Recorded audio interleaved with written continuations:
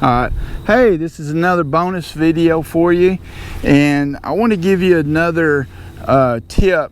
I hate calling them tips, but anyway, this is something that will really help you when you're evaluating your horse before you even get started. This will also be something where you would use, well, you need to use it every time, and you know, to know where your horse is mentally, where you are mentally. And I really don't have a name for it, but I've done this for years. I've kind of got this thing in my head where I rate my horse before I even get started on between 1 and 10 on where his adrenaline's at. 1 through 5 is you know, if he's pretty laid back and calm and relaxed, and then 6 through 10 would be his adrenaline's, you know, a little bit high, and 10 is when he's very hyper. So it's really important that we know this, and then it's important that we know where we are. After we rate them and say, you know, maybe this horse here now is probably about a 5, maybe a 6, and then I need to check myself. You know, we were talking about focus in another bonus video. I need to make sure my focus is 100% right now on what I'm fixing, the communication I'm fixing to do with my horse. You know, I need to be soft in the body. We talked about body language, and I need to make sure that, you know, I'm in a positive mindset, that I'm not thinking negative, or I'm not coming out here. Maybe yesterday you had a bad day, maybe you had a bad day with your horse, and that you're not carrying that bad day to now. Okay, so if you're feeling a little tight in your body, just loosen up, take some deep breaths, and get your mind focused on what you want to achieve today. All right, so let's say he is let's say he's really, you know, acting up, and he's just moving around a lot. His head's going everywhere, looking around him, and we score him about a 9.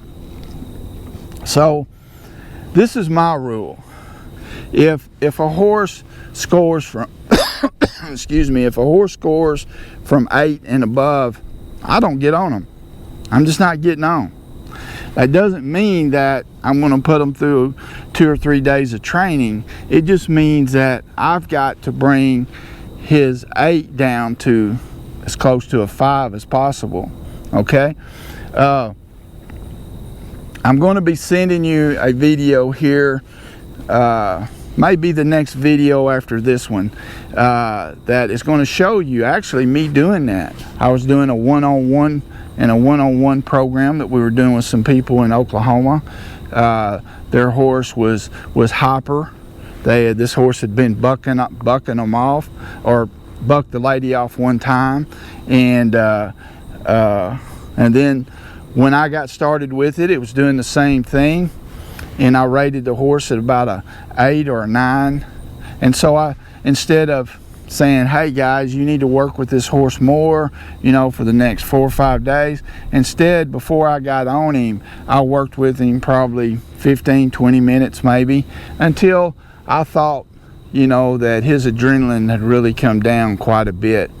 And then I got on him, and you know, we didn't have any bucking or anything like that.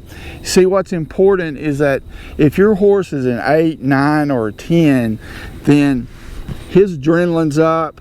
He's probably in a reactive state, a survival state, and a horse is not going to learn anything in that state of mind. You know, right?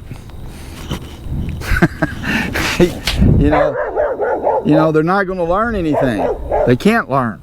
So we have to get them down to a 5 to where they're. Hang on. Kai, it's okay. It's okay. Kai, it's okay. It's okay. You did good. You protecting us? Okay.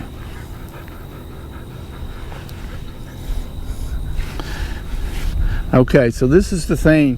When your horse is in an 8 or 9 or a 10, then that means he's very near, if not already, into a reactive state of mind, and which means he's in a survival state. You know, he's feeling that like he's in some kind of danger. And so when you're trying to do your groundwork and maybe teach him a new skill, well, he's not going to learn it. I mean, it's going to be hard for him to soak that in because he's too busy thinking. He's focused on just trying to survive this moment. So we want to work with them and help our horses be able to bring that adrenaline down, you know, and start feeling some trust. And so we can get them into a thinking state of mind. And when we get them into a thinking state, then the horse is going to be able to start learning what we're teaching them. We're trying to communicate to them a lot faster. Okay? All right. So, boy, get this down and really think about this. Make this a habit every time before you start to do groundwork, every time before you start to get into the saddle. I'll tell you, it'll really help you. You know, you don't want to pull that cinch and get in the saddle on a horse that's an 8, 9, or a 10. Believe me, and you may already know. But anyway, thanks a lot. God bless you. God bless your passion, the horse.